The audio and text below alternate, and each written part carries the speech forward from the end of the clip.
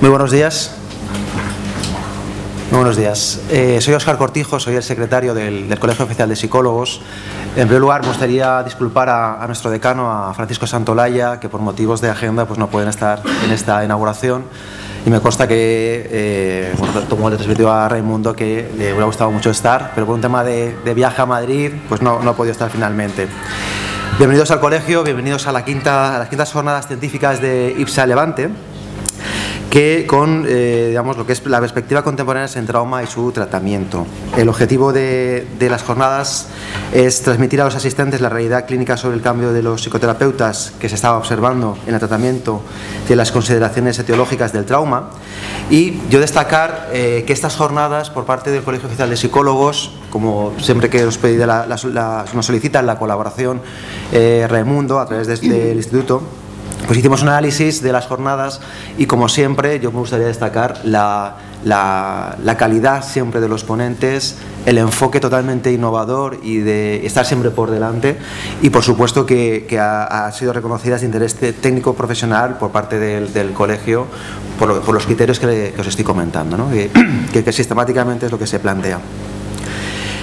Viendo estas jornadas que tienen este reconocimiento científico también, a mí me gustaría, antes de dar paso a las presentaciones y ya que explique la estructura de las jornadas, que me parecen muy interesantes, sí que compartir con vosotros y vosotras pues dos proyectos que el colegio ha puesto en marcha y que van en la línea de investigación que muchas veces se centra o se focaliza única y exclusivamente en lo que es la parte más universitaria, y se pierde desde nuestro punto de vista investigación muy interesante en la línea que, por ejemplo, tanto Raimundo como Silvia van trabajando, y que por culpa de, a lo mejor, de no tener ese foco de investigación más aplicada de áreas de conocimiento como puede ser el psicoanálisis, con un enfoque tan sumamente innovador, se pierde y no se puede compartir ese conocimiento de una forma mucho más interactiva.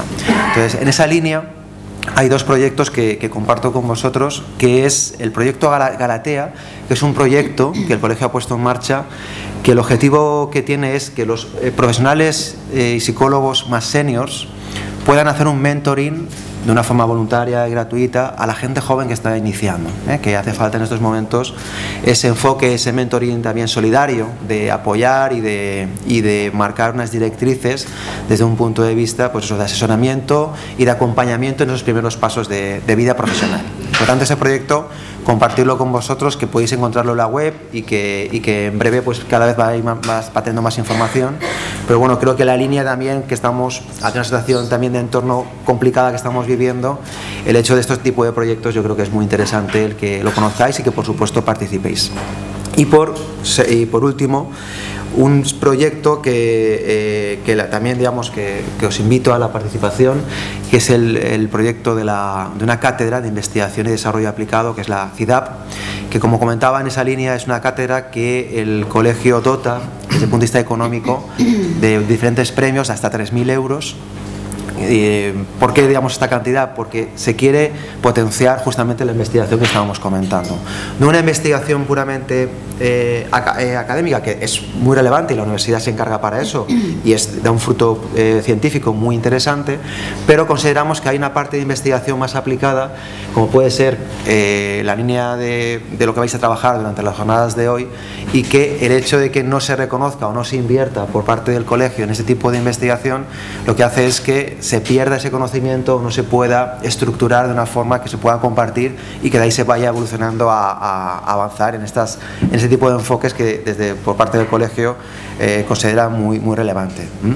Eso, digamos, el colegio pues da soporte, por supuesto, y agradecer de nuevo digamos, a tanto Raimundo como Silvia, como cabezas visibles del instituto, pues el empeño que sistemáticamente ponen en la puesta en marcha de estas jornadas, y bueno, espero que disfrutéis mucho en el día de hoy, que seguro que con la estructura y los ponentes que tenéis, pues bueno, seguro que lo vais a tener. Doy paso, si os parece, a María Cabrelles, que va a hacer las presentaciones. Muchas gracias. Perdón, Raimundo. Sí, porque vamos a ir en línea. Yo presento a María, María presenta a Silvia. Efecto dominó. Efecto mariposa, más. Por cierto, Óscar, ya que comentas lo del proyecto de mentoring, aquí estamos todos, somos mentores, por cierto, los de esta mesa. Así que, claro, gente que está aquí, interesada en el psicoanálisis, pues probablemente si se colegia jóvenes colegiados, veo toda gente muy joven, nos tendrá alguno de nosotros de mentores, por la línea en la que estamos. Un proyecto muy interesante del COP. Bueno, yo como director del instituto pues me gustaría agradecerles la presencia y nuevamente agradecer al Colegio Oficial de Psicólogos pues la capacidad que tiene siempre de brindarnos su ayuda y agradecer al doctor Riera, que ha venido desde Cataluña a visitarnos, a compartir con nosotros unas horas. Y bueno, yo creo que para todos los que conocéis un poco nuestro trabajo, pues la orientación que él tiene os va a ser muy resolutiva, os va a aclarar muchas de las cosas que estos últimos años hemos estado explicando y publicando, gente cercana al instituto. Y bueno, pues decir que estas jornadas sobre trauma se me ocurrieron un buen día, de estos buenos días que no haces nada especial pero se te viene a la mente, y Sándor Ferenczi, un señor que pues murió hace 80 años, fue incomprendido y yo creo que no está siendo o no ha sido suficientemente reivindicado. Quizá la idea central de esta jornada era hablar de este señor, un hombre que se adelanta a su tiempo y como toda persona que se adelanta a su tiempo pues ha sido un gran incomprendido. El trauma, que es algo que los psicoterapeutas trabajamos muy a menudo. Los psicoterapeutas, muchas veces a mí me preguntan, la gente que no me conoce bien, me dice, pero tú eres así o te ha pasado algo, ¿no?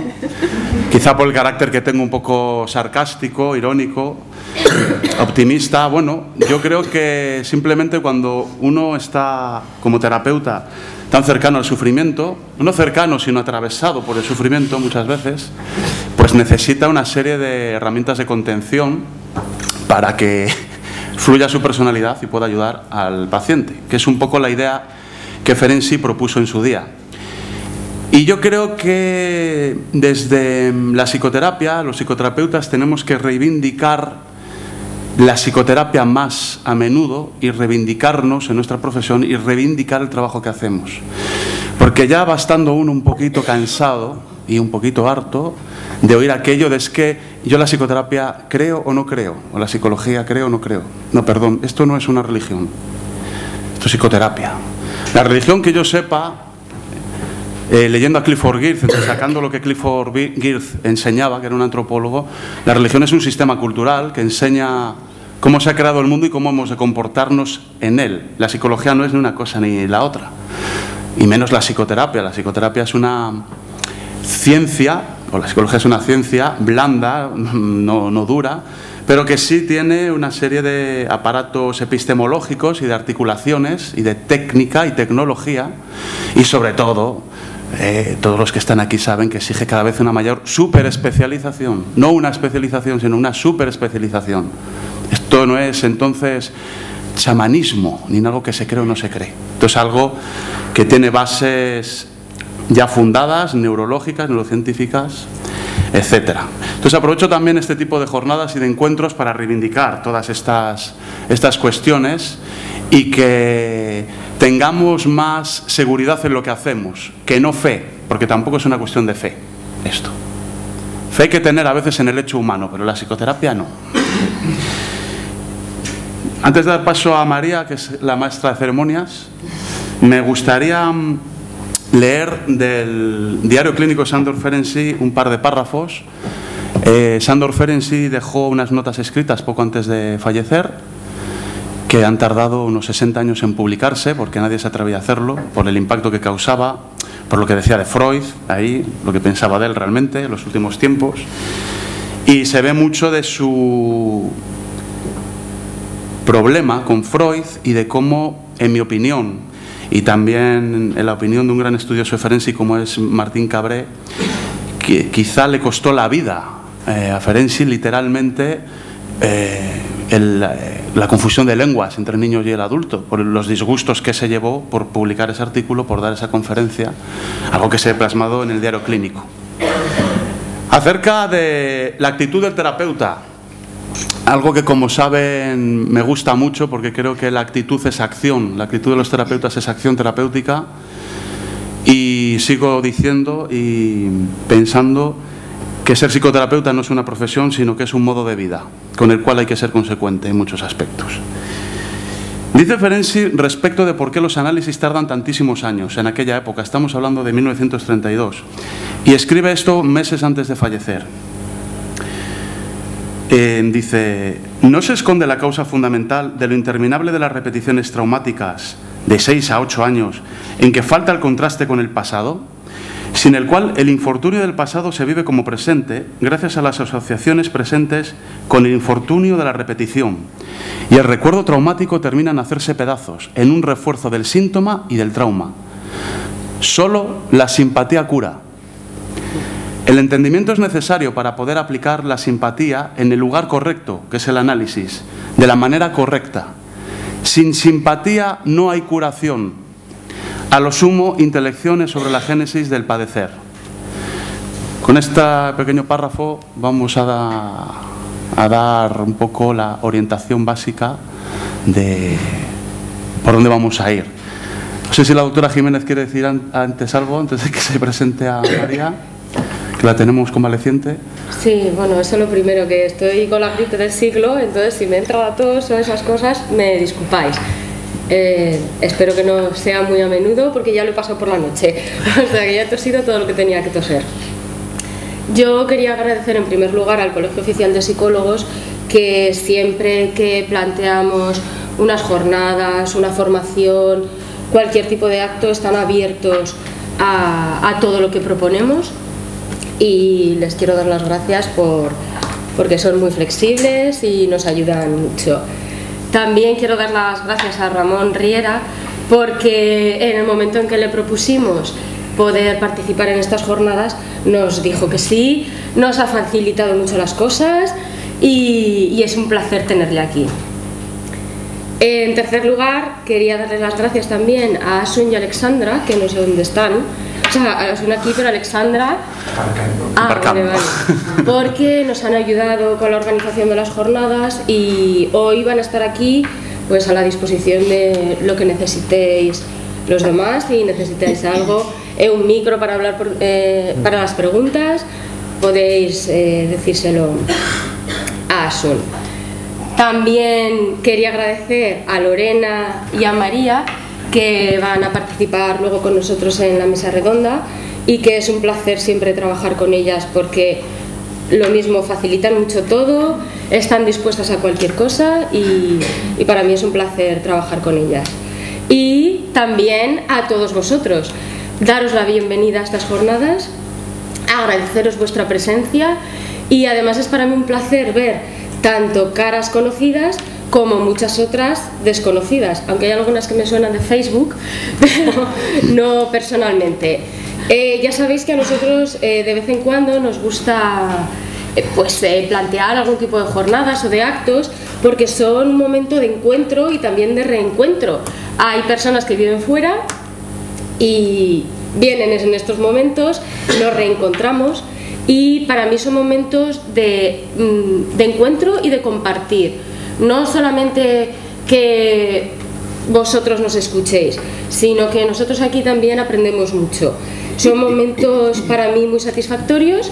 Siempre que hemos hecho algo de este tipo es un día muy provechoso y espero que hoy lo sea también. Así que me oís bien, ¿verdad? Porque voy un poco ahí ahogada. Estamos a vuestra disposición para lo que necesitéis. Espero que pasemos un buen día y que podamos repetir en otra ocasión. Doy paso a María. No, das paso a mí otra.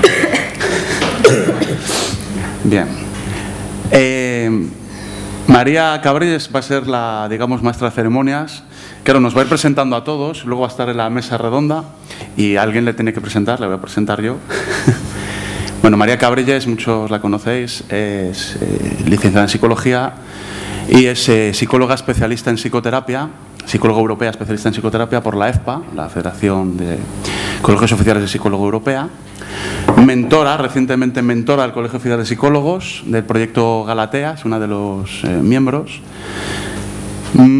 sus inicios, la psicología tiene más que ver con la psicología sistémica, pero tuvo una muy mala influencia hace unos 6 o 7 años que le condujo hacia el psicoanálisis, una influencia con barba, ¿verdad? Y acento leonés. María se ha formado, tiene amplia formación tanto en psicoterapia psicoanalítica como en medicina psicosomática, tanto con la Sociedad Española de Medicina Psicosomática como con nuestro instituto, con IPSA Levante, habiendo hecho, bueno, toda la formación. Esto en cuanto a lo, digamos, oficial. Lo no oficial, pues yo les puedo contar muchas cosas de María, para que la conozcan un poco también. Ya está temblando. Bueno, María es de esas personas, es de esas alumnas, ¿verdad?, que es responsable subsidiaria de muchas de las cosas que ocurren en el instituto, de muchas de las cosas que ocurren por nuestra cabeza, porque es de estos alumnos que están siempre con la aguja detrás, ¿no?, picando un poco. Bueno, ¿y esto por qué? ¿Y por qué no haces esto? ¿Y esto por qué no? Es decir, es de estas buenas alumnas que te obligan a seguir reciclándote, estudiando, investigando, y es una suerte tener gente así al lado, porque lo peor que nos puede pasar como psicoterapeutas, dado que es un modo de vida y no una profesión, es quedarnos estancados, que es lo peor que nos puede pasar como personas, quedarnos estancados y que nuestro self no evolucione. Entonces yo creo que así tienen un retrato a carboncillo rápido de nuestra maestra de ceremonias, María Cabrelles, a la cual cedo ya la palabra. Bueno, pues nada, muchas gracias. Yo lo único es agradecer al Instituto de IPSA Levante, a Silvia y a Raimundo que me hayan invitado a participar en estas jornadas, aunque esté atacada, pero yo participo. Entonces, bueno, directamente voy a pasar a presentar a Silvia. La conferencia inaugural va a correr a cargo de Silvia y lleva por título Perspectiva histórica y abordajes actuales en trauma. Silvia es doctora y licenciada en Psicología, diplomada en Magisterio y en Estudios Avanzados en Neuropsicología Clínica y fue profesora en la Facultad de Psicología de Salamanca. Es psicoterapeuta psicoanalista y es directora de formación de IPSA Levante. Como he tenido la oportunidad de ser su alumna, puedo decir de ella que es una profesora práctica, estructurada y que aporta muchísimo contenido a las clases.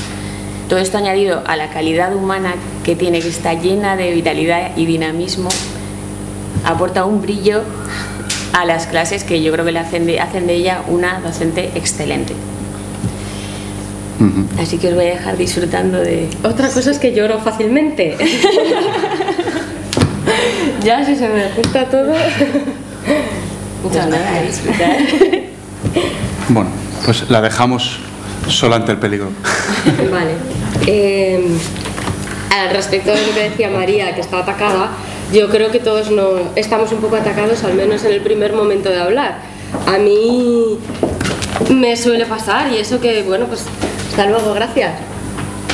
En la Facultad de Psicología empecé a dar clase pues con 28 años y parece pero siempre al comenzar a hablar te pones nerviosa. Y ayer justamente me decía una paciente, ¿pero no te pones nerviosa?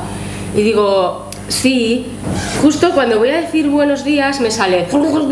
Digo, pero bueno, luego ya el resto se te va pasando.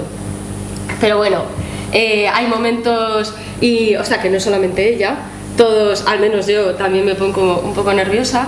Y con una de las profesoras que trabajé en Salamanca, que tenía ya 60 y pico años, ella me decía, porque al principio yo le comentaba, es que, oye, que me pongo nerviosa, dice, yo también, y llevo 40 años dando clase, entonces supongo que es una tranquilidad. Y ahora que os voy a decir buenos días, si me sale ya sabéis que es buenos días. Bien, la intervención que yo voy a hacer, creo que, bueno, creo no, es bastante conceptual.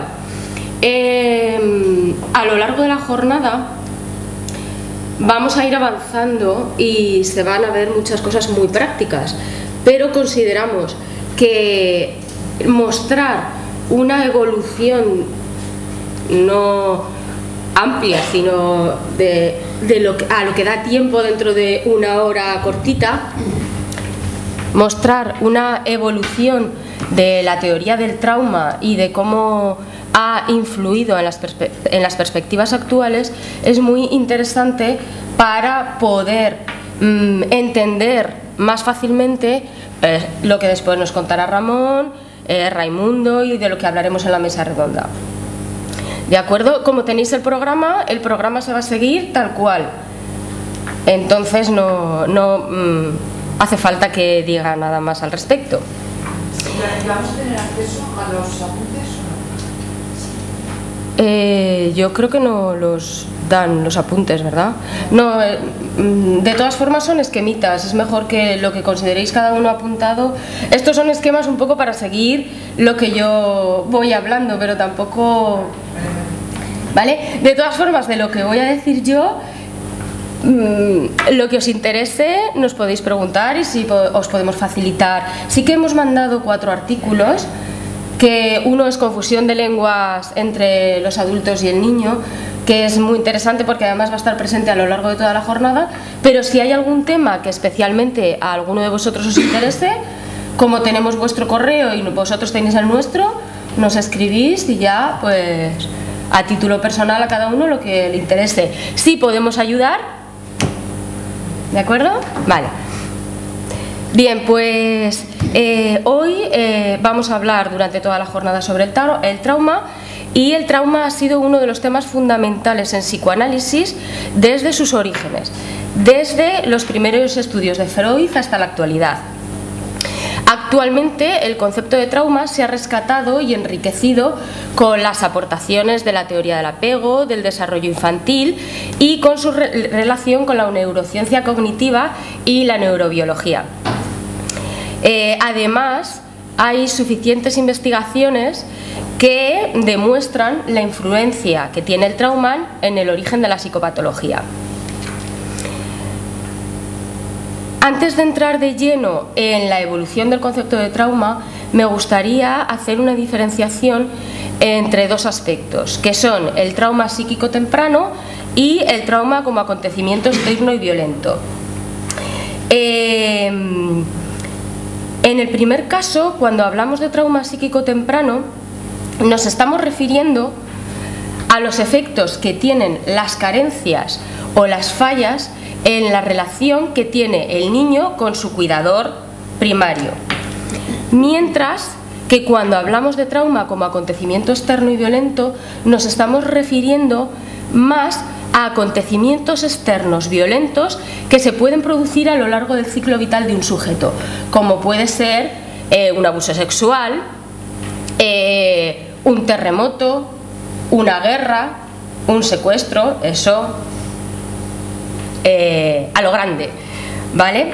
Esto lo digo porque muchas veces cuando se consulta la literatura existente en este tema, hay autores que hacen la diferenciación entre los dos, hay autores que hablan de trauma y hacen referencia indistintamente al trauma psíquico temprano o como acontecimiento externo violento, y también hay autores que simplemente lo dejan caer, se puede sobreentender, pero no hacen mención explícita a ello, ¿vale? Es para que sepáis luego, cuando estamos hablando, que hay autores que se están refiriendo a una cosa, hay otros que a otra y hay otros que no, ¿de acuerdo?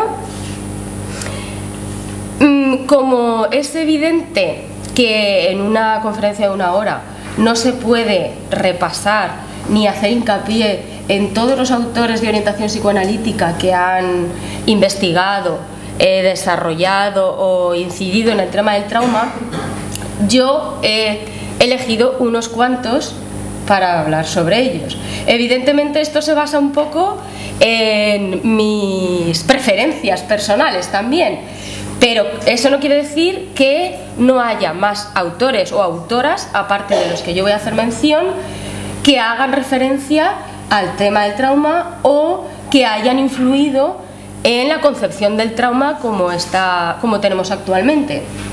¿De acuerdo? También voy a hacer un apunte de cada uno de ellos para que veáis la evolución conceptual que ha tenido el trauma. Esto para facilitar que se entienda las intervenciones posteriores, ¿de acuerdo? Pero bueno, que muchos de vosotros podéis hablar. Es que no has hablado de Mitchell o no has hablado de Klein, porque no da tiempo a hablar de todo el mundo, ¿de acuerdo? No me pasaré a la diapositiva, ahora ya sí. Vale. Es impensable hablar sobre la teoría traumática y no hacer referencia a Freud. Freud utilizó el concepto de trauma desde los primeros estudios, desde sus primeras teorías de la psique, aunque no siempre le concedió la misma importancia. Sí que es cierto que tenéis que tener en cuenta, y tenemos que tener en cuenta, que de todo lo que voy a decir, Freud hablaba sobre ello en su época, en una época de furor científico que se dio a finales del siglo XIX y principios del siglo XX.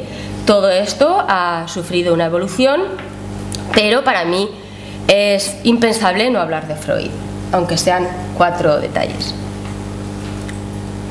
Vale, en sus comienzos el trauma psíquico se concebía como producto de un acontecimiento traumático personal en la historia del sujeto y que resulta para el sujeto subjetivamente importante por los afectos penosos que ese acontecimiento puede desencadenar.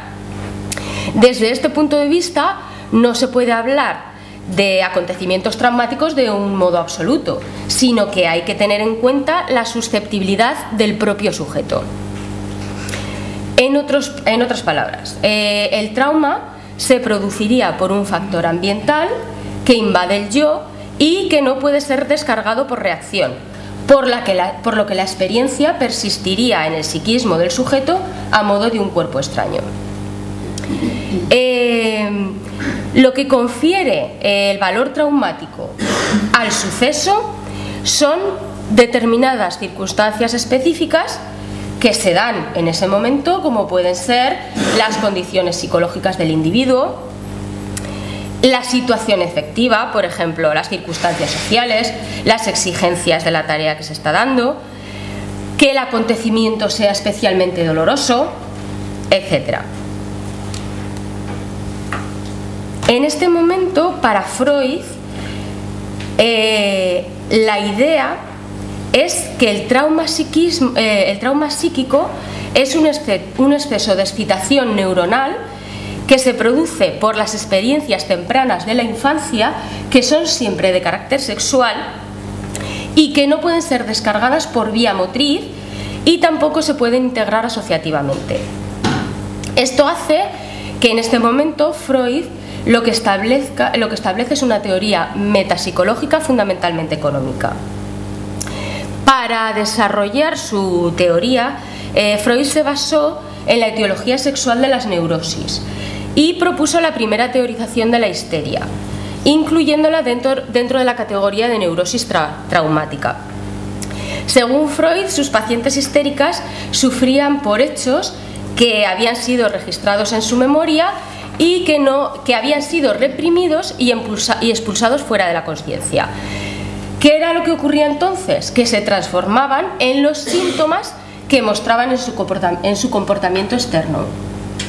Para Freud, cuando el paciente lograba ubicar, detallar, expresar en palabras este suceso traumático, los síntomas desaparecían y se liberaban del afecto del que estaba cargado el suceso. Vale. En 1896 Freud clasificó las neurosis en actuales y psiconeurosis, que es lo que tenéis ahí, y propuso para la psiconeurosis la etiología traumática sexual, que estarían causadas por experiencias de seducción por parte de un adulto. En este momento Freud consideraba que había dos acontecimientos en la acción del trauma. Por un lado, y en primer lugar, se produciría una escena de seducción por parte de un adulto, el niño sufriría una tentativa sexual, pero el niño sufriría una tentativa sexual por parte de un adulto y sin producir, evidentemente, excitación sexual en el niño. pero posteriormente se daría un segundo momento. Él considera que sería una experiencia que a menudo tenía una apariencia anodina, que se daba en el momento de la pubertad y que lo que hacía era evocar por algún rasgo asociativo la primera escena que se había dado en la infancia. Para él sería el recuerdo de esta primera escena lo que desencadenaría el aflujo de excitaciones sexuales que desbordan las defensas del yo y que provocarían la patología. Lo que ocurre es que Freud pronto se da cuenta y se retracta de que esta primera teoría no le satisface del todo, por diversas cuestiones. En primer lugar, porque en muchas de sus pacientes histéricas el tratamiento había fracasado. Entonces se planteó que probablemente esto no funcionaba para todo el mundo. Y por otro lado, porque dijo, entonces habría un montón de padres abusadores sexuales y patológicos para los niños. Entonces dio paso a otra teoría, que es la teoría de la fantasía y la pulsión. En este momento Freud ya no da tanta importancia al acontecimiento sexual, sino que él empieza a dar importancia a las fantasías inconscientes como causa de las neurosis. Ya no es la seducción lo importante, sino las fantasías que expresan el deseo de ser seducido. Entonces él dice, el trauma puede ser causado por fantasías patológicas sin necesidad de que haya eventos reales subyacentes. En estos momentos, para Freud, el trauma sería producto de la lucha de los instintos sexuales y de la lucha del yo contra ellos. Y las situaciones traumáticas paradigmáticas serían la ansiedad de castración, la ansiedad de separación, la escena primaria y el complejo de Edipo. Como vemos, en él mismo hubo una evolución desde el principio de sus teorizaciones hasta más adelante. En este momento, por tanto, se impone la teoría de la fantasía y la pulsión, se impone un referente universal a uno más individual.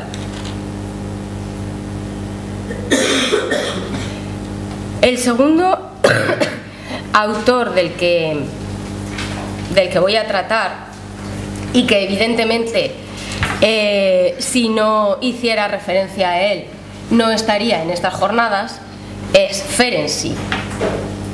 Sándor Ferenczi es uno de los psicoanalistas que más me ha impactado desde el comienzo de mi formación. Desde el comienzo de mi formación, pero desde el comienzo de mi formación pedagógica, porque, como ha dicho María, yo empecé estudiando magisterio y luego continué con psicología. Una de las cosas que más me llamaron la atención era que en magisterio se hacía muchísima más referencia a autores psicoanalíticos en las asignaturas de psicología que en psicología propiamente dicho. Y eso que además, que gracias a Dios tuve la suerte de formarme en un momento y en una universidad en la que al menos nos daban una visión de lo que era la psicología dinámica y el psicoanálisis. Bueno, entonces me ha llamado mucho la atención desde siempre Ferenczi, pero me ha llamado más la atención porque realmente ha sido un importante psicoanalista contemporáneo de Freud, pero del que sin embargo se ha estudiado poco y poco se ha tenido en cuenta. No ha sido hasta la actualidad, y afortunadamente, cuando se ha empezado a hablar de la verdadera dimensión de las aportaciones de Ferenczi, de las aportaciones que la teoría de Ferenczi ha tenido tanto a la teoría como a las clínicas psicoanalíticas. Ahí he puesto algunas citas de algunas personas que me llaman la atención de por qué a Ferenczi no se le ha tenido en cuenta. En su trabajo Confusión de lengua entre el adulto y el niño, el lenguaje de la ternura y la pasión, gracias, Ferenczi recupera el concepto de trauma como factor etiológico de los trastornos psíquicos. La teoría traumática de Ferenczi se apoya en dos factores fundamentales. Por un lado, la teoría de la seducción y el concepto de desvalimiento infantil, que estaría biológica y psicológicamente determinado y que hace del niño un ser necesitado de amor y de cuidado por parte de un adulto que además le funciona de pantalla protectora. Desde este punto de vista, el trauma se instala cuando el adulto no cumple con su faceta protectora, con su función protectora, y utiliza al niño para sus fines pasionales, que ya pueden ser sexualidad u odio. Para Ferenczi, el trauma se instala cuando se produce por parte de un adulto un acontecimiento o un pasaje brusco que hace que el niño se sienta desvalido e indefenso. Cuando un adulto en el que el niño confía provoca una situación de agresión, por ejemplo, que hace que el niño pase de un estado de seguridad con ese adulto a otro de desvalimiento, de desamparo. Por lo tanto, el niño por lo tanto, en este momento para Ferenczi, el trauma no está solo vinculado a la sexualidad, sino también a la hostilidad que el adulto puede mostrar con los niños. La confusión que se produce entre el adulto y el niño se da, por ejemplo, porque ante un abuso sexual el niño lo vive como ternura, mientras que el adulto lo vive como pasión. Ferenczi dice que en un primer momento el niño reacciona con agresividad, con hostilidad, pero se inhibe de esa agresividad ante el intenso temor que siente, y lo que le ocurre es que a la vez se siente inocente y culpable, lo que provoca que se dé en el niño un sentimiento de inseguridad y lo que le hace que se someta al adulto, que se identifique con el agresor. Pero claro, Ferenczi no se queda aquí, sino que dice: bien, pero es que además el efecto traumático, lo patógeno del trauma, no está solo constituido por el ataque, por el suceso traumático.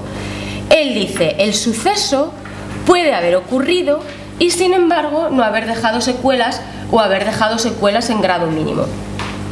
Por lo tanto, para él, el ataque es una condición necesaria, pero no suficiente.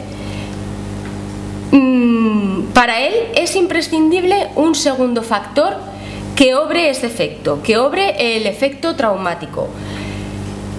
¿Cuál sería este factor? La capacidad del adulto para otorgar asistencia al niño. Entonces él dice: el efecto traumático se hace todavía más patente cuando, por ejemplo, un niño le cuenta a sus padres que ha sufrido abuso sexual y los padres le quitan importancia, lo desmienten, lo niegan o pasan del niño totalmente. Sin embargo, si se da una situación, un acontecimiento grave, pero el niño cuenta con el apoyo, con la empatía de un adulto protector, el niño puede superar esa situación. Y, parafraseando a Ferenczi, él dice: si la madre está presente con toda su comprensión y su ternura, y lo que es más raro, con una total sinceridad, los niños pueden superar situaciones duras sin amnesia ni consecuencias neuróticas. Por tanto, para Ferenczi, para que la situación sea traumática, sea patógena, depende de la conjunción del sujeto traumático más la capacidad de asistencia del adulto.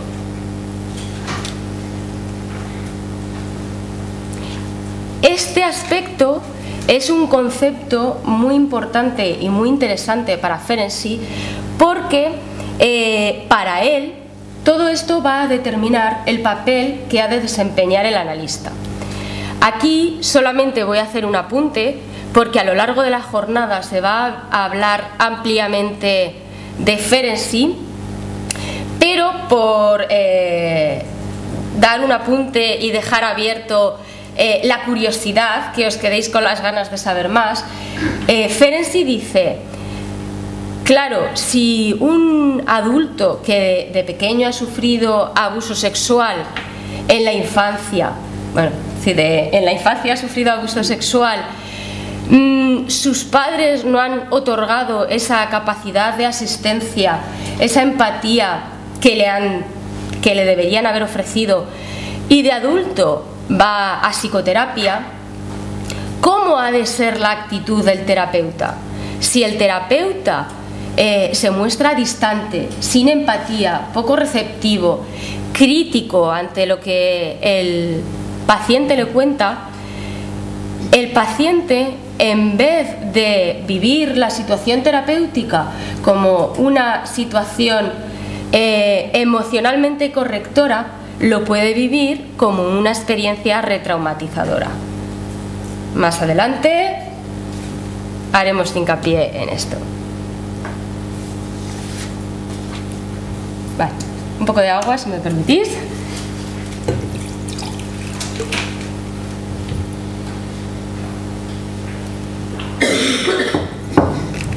Como veis, y como decía antes el doctor Guerra, Ferenczi fue contemporáneo de Freud, es decir, vivieron ambos en un momento especial también, y hace mucho tiempo, y sin embargo fue un psicoanalista muy avanzado, que ha aportado ideas muy interesantes al psicoanálisis actual. Ahora voy a hablar de un grupo de autores de los que solamente voy a hacer referencia a dos. Bueno, las fotos son para que sepáis quién es cada uno de estos autores. Pues una foto de Ferenczi, otra de Freud, de Fairbairn es el primero y Winnicott es el de al lado.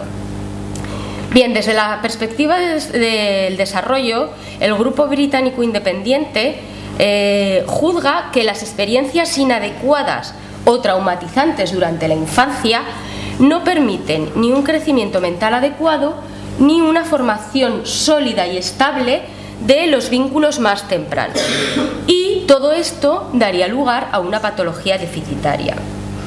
Para Fairbairn, el mayor trauma que puede sufrir un niño es la frustración del deseo de ser amado y que a su vez que no se acepte su amor. Para Fairbairn, todos los niños necesitan, bueno, para Fairbairn y para todo el mundo, los niños necesitan ser amados. La frustración de ese deseo es una experiencia traumática muy importante, pero además que el niño demuestre su amor o nos quiera demostrar su amor y este no sea recibido, no se acepte al niño tal cual es como persona, también es una experiencia gravemente traumática para el niño. Por lo tanto, desde el punto de vista del desarrollo, este trauma es el que únicamente importaría, entre comillas. Y de aquí la gran trascendencia que para Fairbairn tiene la relación del bebé con su madre. Y para mí también, aparte de para Fairbairn. Bien, según Fairbairn, los trastornos del crecimiento mental se producirían cuando la madre no hace sentir al niño que lo ama por sí mismo como persona, por ser el niño que es, haga lo que haga. Es importante también saber que estas madres no tienen por qué ser solo madres que no atienden al niño, sino que pueden ser madres excesivamente protectoras, excesivamente posesivas, y también pueden ser madres indiferentes. Según Fairbairn, hay familias en las que el contacto emocional preferido puede ser sensual, puede ser depresivo, puede ser masoquista, todos estos contactos sensuales, emocionales insanos. Y el niño lo que hace es que aprende estas formas de relación para poder ser aceptado en su familia.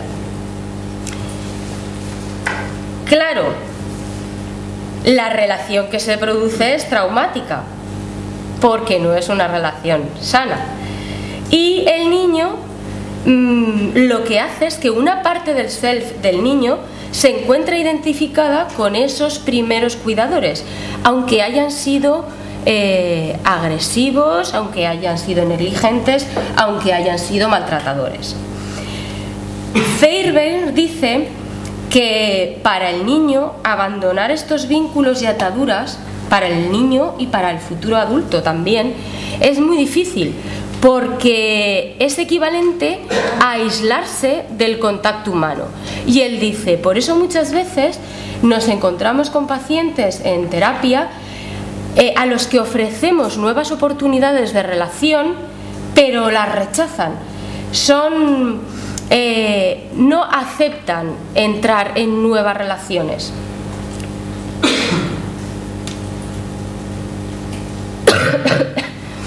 Por su parte, Winnicott considera a la madre o a la figura sustituta como la figura primordial y otorga una importancia fundamental al medio ambiente en la crianza del bebé. En su trabajo El concepto de trauma en relación con el desarrollo del individuo dentro de la familia, Winnicott sostiene que el trauma es una falla relativa a la dependencia y que el significado del trauma depende de la etapa del desarrollo emocional del niño. Es decir, en la trayectoria del desarrollo emocional pasamos de una dependencia total de la madre a una independencia relativa. Y Winnicott apunta que si en este trayecto, que si en esta trayectoria se producen fallas ambientales continuadas, graves, ya bien sea por abuso, por intrusión, por ausencia, lo que ocurre es que se interrumpe el desarrollo y se produce una adaptación mental forzada. Como consecuencia, se origina un falso self y, por tanto, una patología.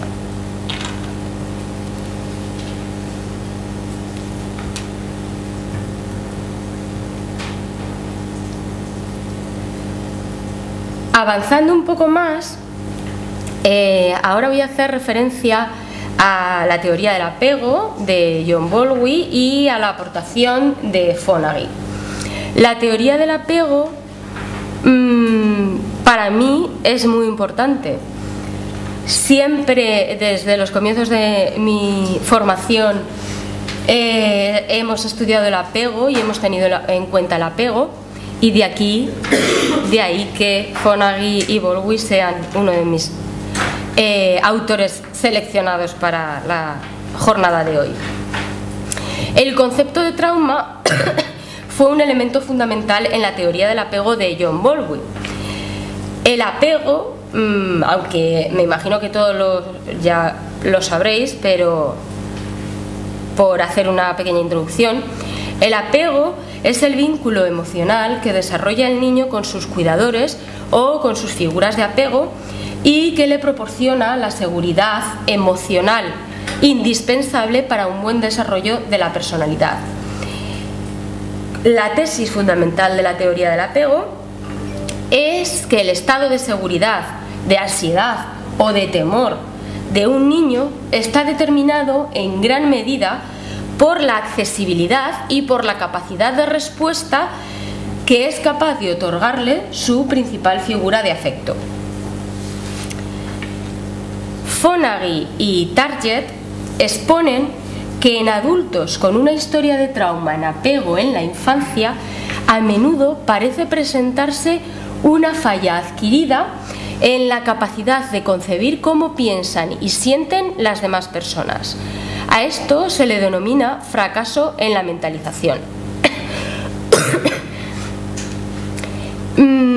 Voy a poner un ejemplo que cuenta Fonagy, que es muy llamativo y por eso lo he seleccionado.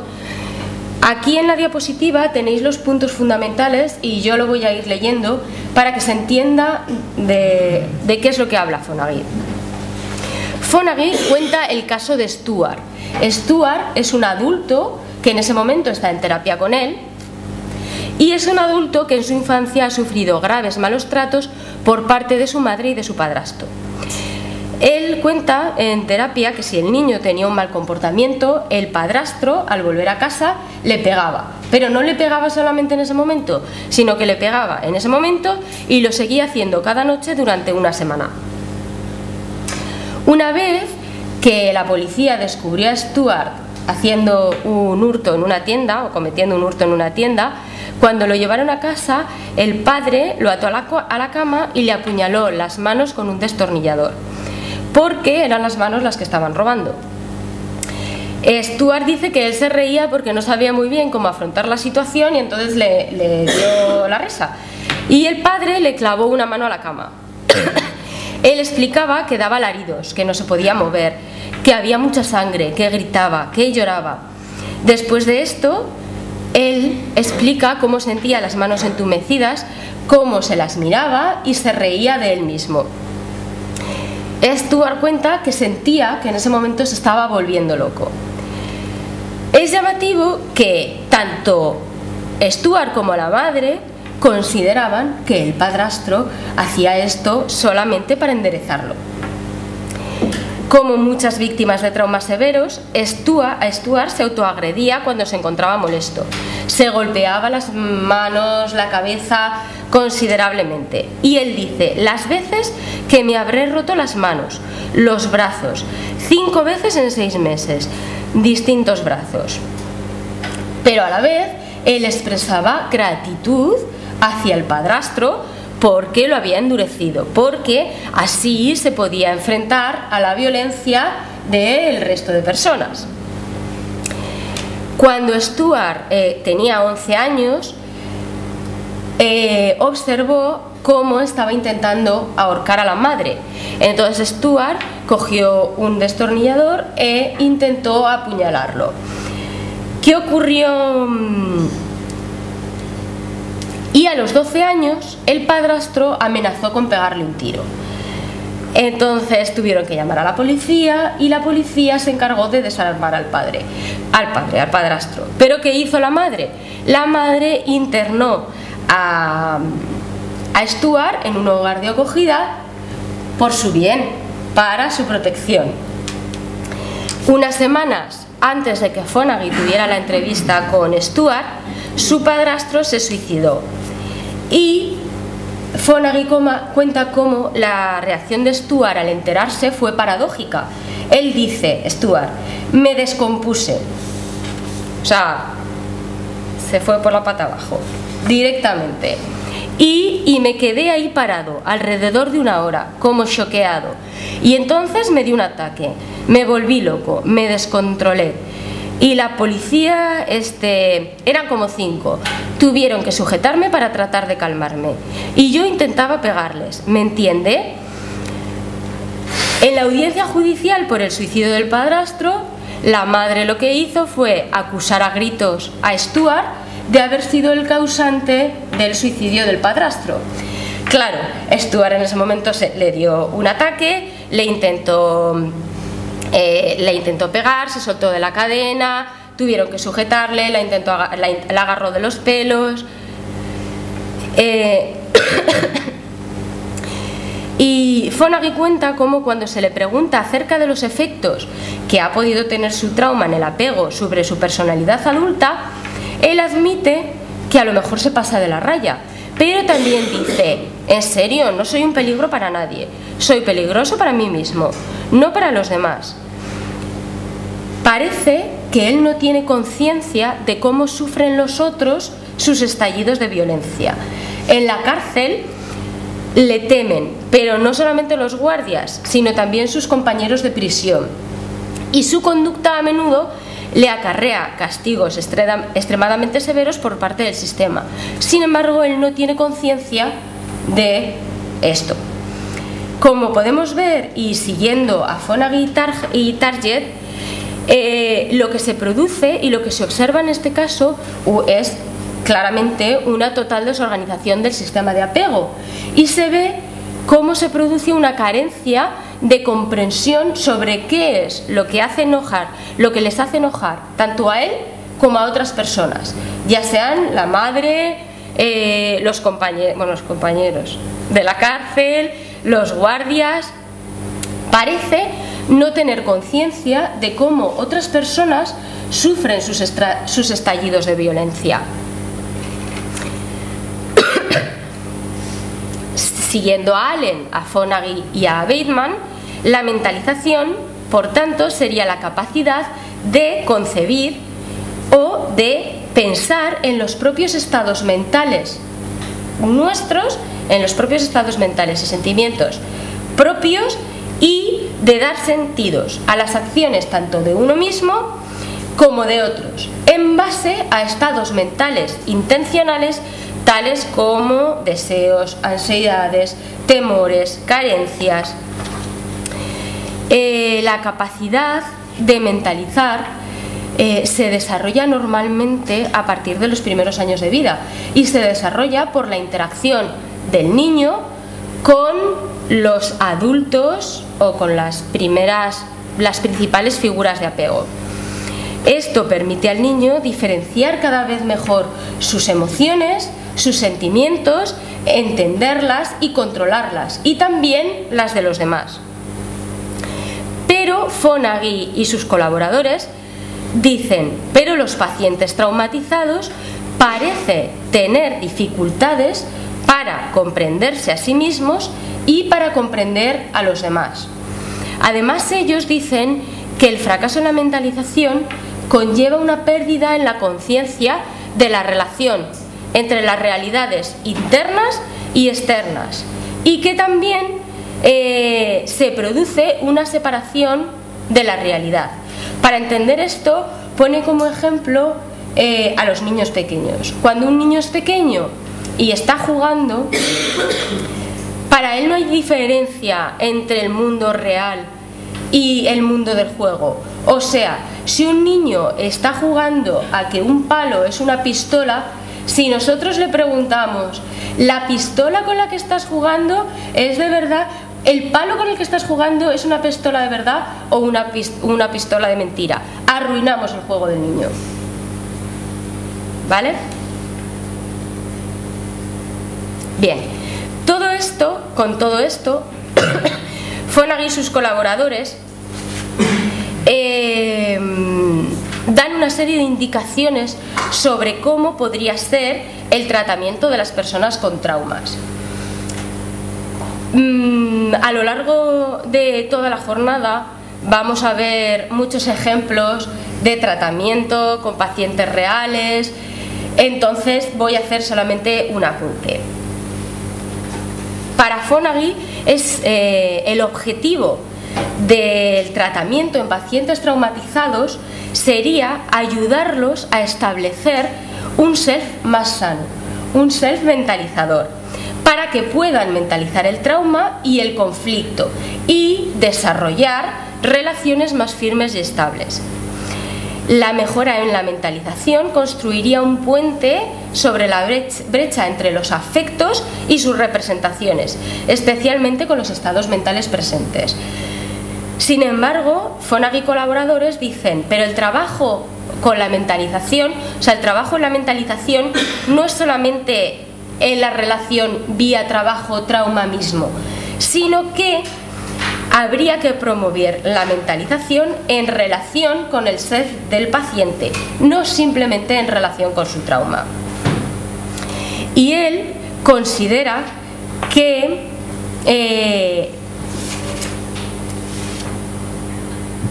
el objetivo o lo complicado para el analista es poder mantener una postura terapéutica mentalizadora, porque él dice, el terapeuta debe aceptar que para poder permanecer en una proximidad mental con el paciente, a veces encontrará os encontrará que contratransferencialmente hace cosas que normalmente no haría. Por ejemplo, tratar al paciente con demasiada confianza, y que esto el terapeuta ha de aceptarlo.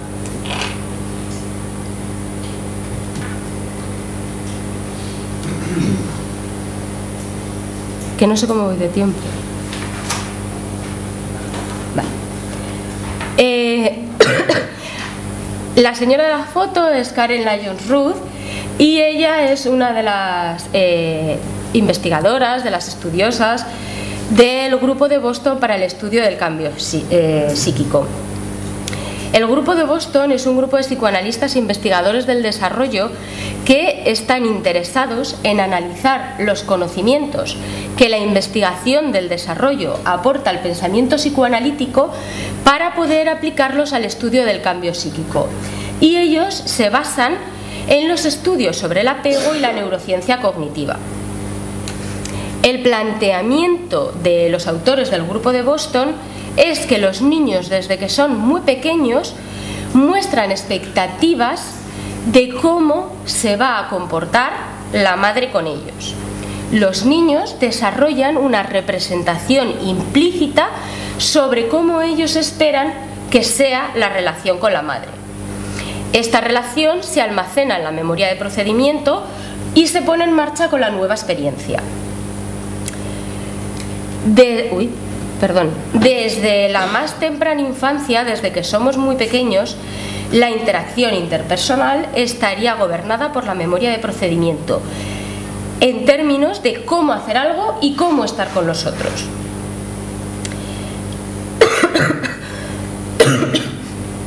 El niño está, por un lado, está preocupado en decodificar las intenciones del cuidador, y también en cómo desarrollar la capacidad para mostrar sus propias intenciones. ¿Se ha puesto negro?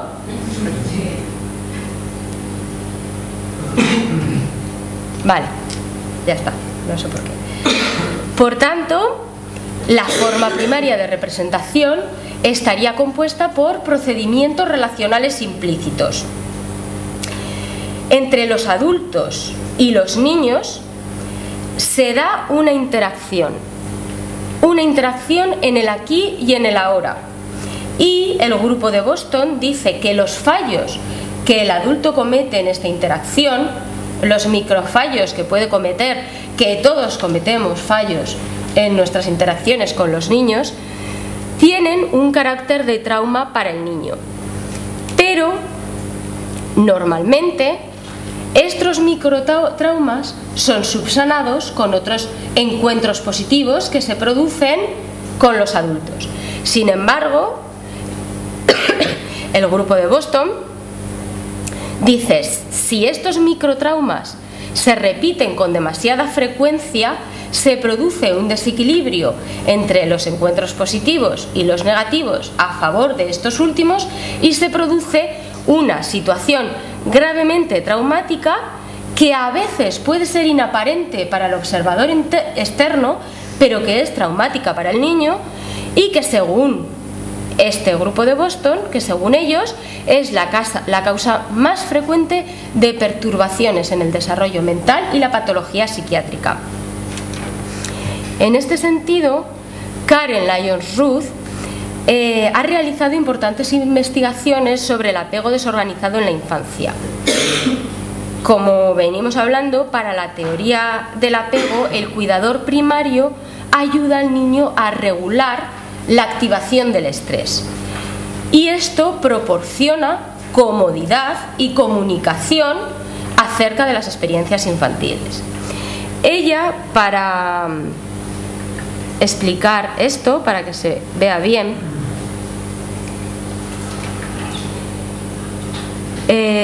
pone una viñeta que os pongo aquí. En esta viñeta se observa claramente cómo el padre funciona como regulador del estrés del niño. Si veis, el niño está pensando ve a su padre muchísimo más lejos de lo que en realidad está. Pero el padre le dice: estoy justo aquí, no tengas miedo, tranquilo, estoy muy cerca. Ante el miedo, la ansiedad del niño, el padre está funcionando como regulador de ese estrés.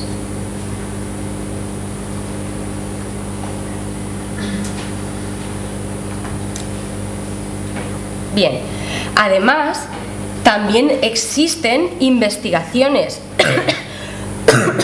pruebas fisiológicas que vinculan el aumento de la hormona de estrés, del cortisol, cuando la relación con los cuidadores primarios, cuando el apego no es segura. Por ejemplo, hay investigaciones que muestran cómo los niños que van al pediatra en un momento en el que se le ha de poner una vacuna, se le pone la vacuna, van con sus padres con una figura de apego segura y se les mide el cortisol 30 minutos más tarde, el cortisol no ha subido. Sin embargo, si se realiza la misma prueba a niños a los que se les ha puesto la vacuna con un cuidador o con una persona con la que no tiene un apego seguro, el cortisol aumenta. O sea, hay pruebas fisiológicas también que apoyan todas las investigaciones que se han realizado sobre el apego. Karen Lyon-Ruth considera muy importante que para entender y poder evaluar las interacciones entre los niños y los adultos es muy importante tener en mente un modelo de interacción segura. Yo creo que todos tenemos en nuestra mente un modelo de lo que es una interacción segura, pero os voy a poner un vídeo muy cortito y así aprovecho a beber agua, en el que se ve un modelo de interacción segura. Es un vídeo muy cortito y que merece la pena.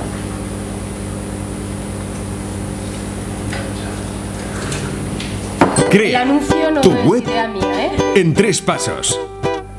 Webmaker se adapta a tu negocio con... Vale. El papá se va.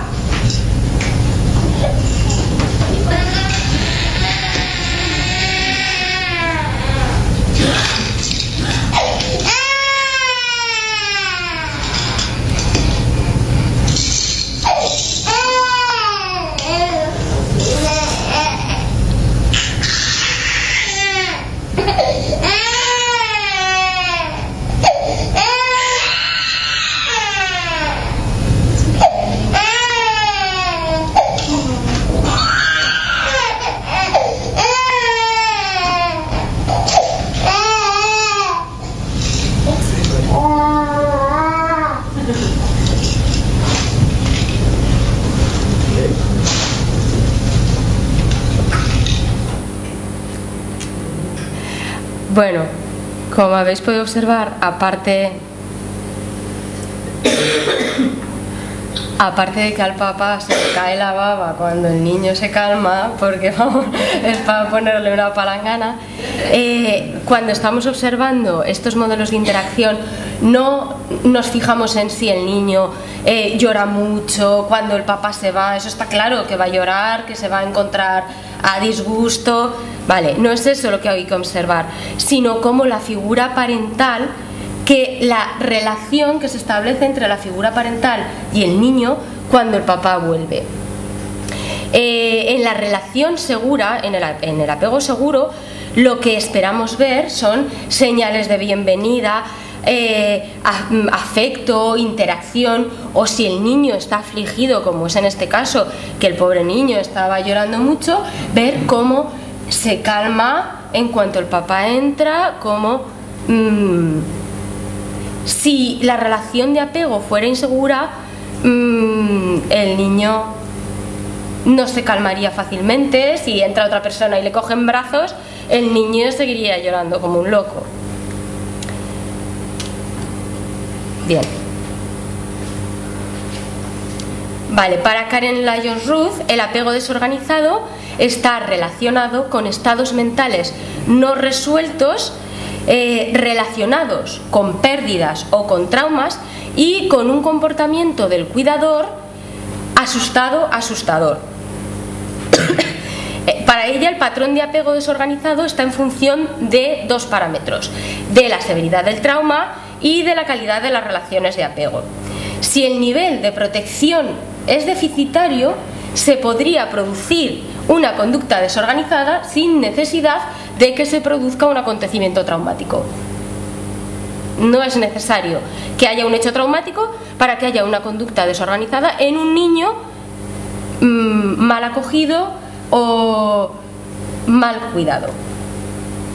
En su modelo de diátesis relacional, Lyons-Ruth sostiene que cuando el cuidador no ha sido calmado en situaciones de miedo, a la hora, cuando es adulto, de tranquilizar a un bebé, va a revivir o posiblemente volverá a revivir situaciones del pasado y se producirá una interacción perturbadora entre el bebé actual y el adulto.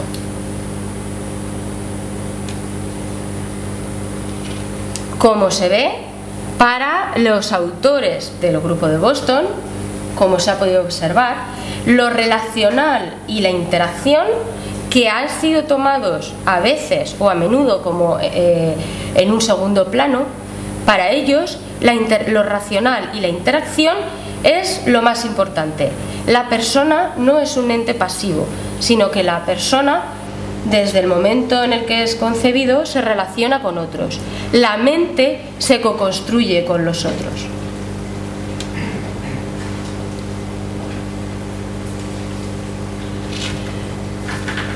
Para finalizar, voy a hacer referencia también a uno de nuestros maestros, Luis Cencillo, y a cómo Raimundo, el doctor Guerra, en su trabajo de cómo todo paciente es tratable pero no por cualquier terapeuta, la psicoterapia de Luis Cencillo en el marco de la relación, establece una conexión importantísima entre todos estos aspectos que hemos hablado del grupo de Boston y la terapia dialítica de Luis Cencillo.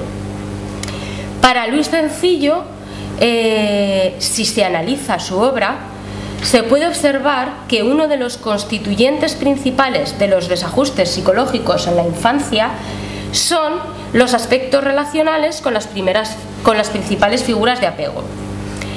Para él, la manera como un sujeto reacciona ante la realidad se origina y se determina, como él dice, por las respuestas afectivas con la pareja parental o con sus sucedáneos en la primera infancia.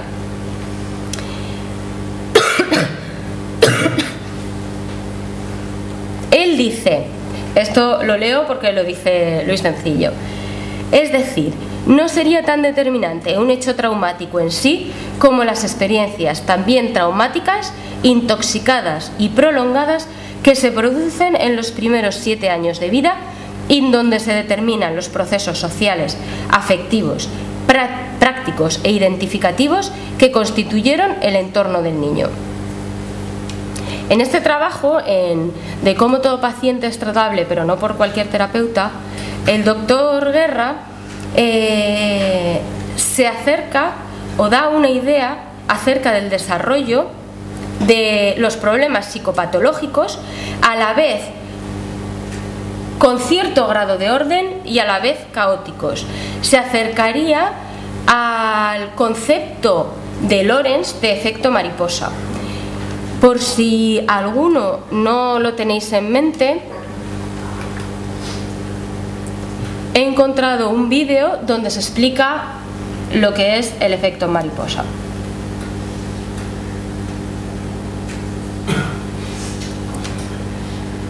La publicidad no es nuestra. Bueno, es una peli, ¿no? ¿Es posible echar de menos un lugar en el...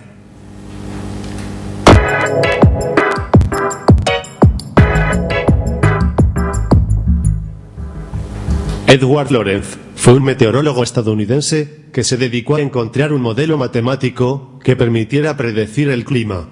El modelo se concretó en 3 ecuaciones simples, conocidas como modelo de Lorenz.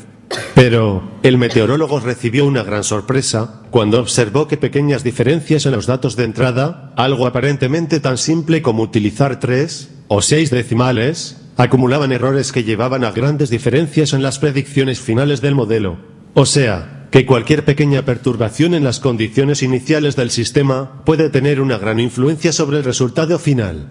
Lorenz intentó explicar esta idea, afirmando que la predicción meteorológica más exacta podría ser totalmente errónea, por no haber tenido en cuenta el aleteo de una mariposa, en el otro lado del planeta. Ese simple aleteo podría introducir perturbaciones en el sistema que llevarían a la predicción errónea de una tormenta. Con ese criterio, si un dinosaurio hubiese pisado accidentalmente una flor, esa simple acción multiplicada a lo largo de millones de años podría haber hecho que el mundo actual fuera radicalmente distinto.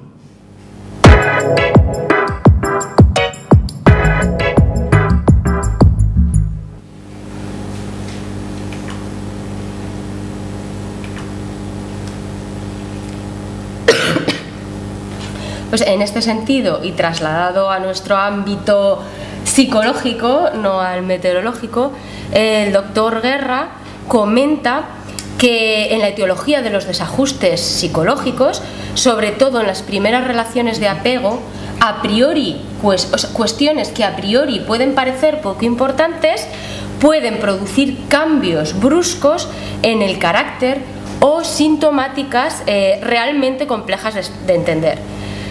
Según el doctor Guerra, la sensitividad dependiente de los fenómenos es muy importante en las condiciones iniciales de los desajustes psicológicos. Así, cuando el niño es pequeño no tiene filtros para comprender la realidad y además está desfondado, por lo que determinadas circunstancias pueden provocar cambios impredecibles. Aunque esos cambios impredecibles no son caóticos, o sea, no absolutamente caóticos.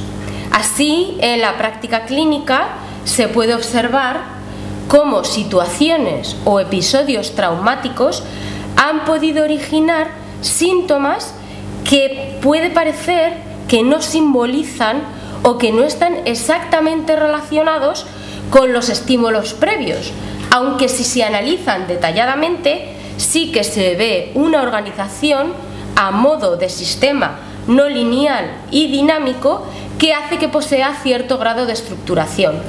Seguramente en el caso que vas a poner después hablará al respecto sobre ello, no sé. ¿Vale? ¿Qué? Que no pensaba, pero que gracias. Entonces hablará. Bien, es decir, no habría una derivación lineal y directa desde lo que ocurrió en las condiciones iniciales hasta el momento en el que se produce la crisis, pero tampoco se da por casualidad. Lo que el doctor Guerra comenta es que se van dando efectos acumulativos hasta que se produce la gota que colma el vaso. La gota que colma el vaso puede ser una ruptura de pareja, una pérdida de trabajo, la muerte de un familiar. Raimundo Guerra hace hincapié en la importancia que tiene en el tratamiento que el paciente pueda vivir la relación con el terapeuta como novedosa, como reparadora, como correctora, que sea irrepetible, para que no se produzcan o para que se rompan estos procesos que se han venido llevando a cabo. Para acabar, como conclusión y resumiendo un poco desde el principio de la charla, siguiendo la teoría traumática podemos ver que en el pensamiento psicoanalítico se puede observar una evolución en la que se distinguen 3 grupos. El grupo que enfatiza o que da mucha importancia a lo pulsional, donde el bebé es un bebé primitivo que está motivado por reducir la tensión interna, donde se da un interés secundario a los vínculos y en el que destacaríamos a Freud como la figura, como el máximo exponente. Los modelos relacionales que enfatizan la importancia de los vínculos. El bebé nace biológicamente preparado para la interacción humana y desde el momento que es concebido se produce una interacción con la madre y se produce una interacción con el mundo que le rodea, aunque esté en la barriga de la mamá. Yo recuerdo cuando estaba embarazada de mi primera hija, cómo cuando llevábamos mucho tiempo solitas en casa, yo me empezaba a encontrar mal, llegaba el papá y hablaba y se me pasaba el malestar. El bebé empezaba a moverse, se colocaba bien y yo decía, si es que ya conoce la voz del papá, y estaba en la barriguita. Bien, en este sentido, los modelos relacionales, para ellos la relación es una motivación primaria y el trauma sería entendido como, en términos generales, como una falla en la relación con el cuidador. Y también tenemos a los modelos mixtos, hemos visto los modelos mixtos, en el que se hace hincapié en ambas imágenes y donde los máximos representantes serían Winnicott y Feyerabend. Muchas gracias por vuestra atención. Si alguien quiere comentar algo, decir algo, hacer alguna pregunta, si está en mi mano la contestaré, y si no, pues ahora tendremos un pequeño descanso y posteriormente el doctor Riera hará su exposición. Pues entonces, dentro de... ¿cuánto rato? A las 12 reanudamos.